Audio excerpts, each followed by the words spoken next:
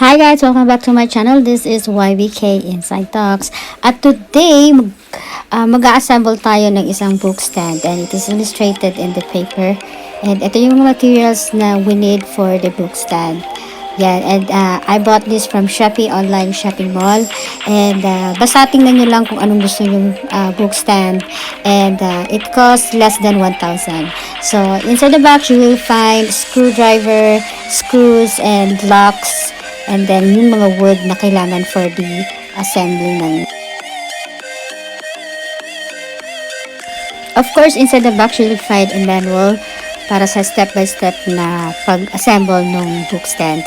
And then, book stand. And then, after that, you just follow all the steps from step 1 to step 2. And then, gather all the materials and then attach each parts para ma-link mo sila. Use a screwdriver or electric screwdriver, star screwdriver. Ayan. So, after that, after the linkage, and then, you've got voila, your book stand. Ayan. Ito na yung modern book stand for my kids. Ayan. I hope you like my video and thank you for watching.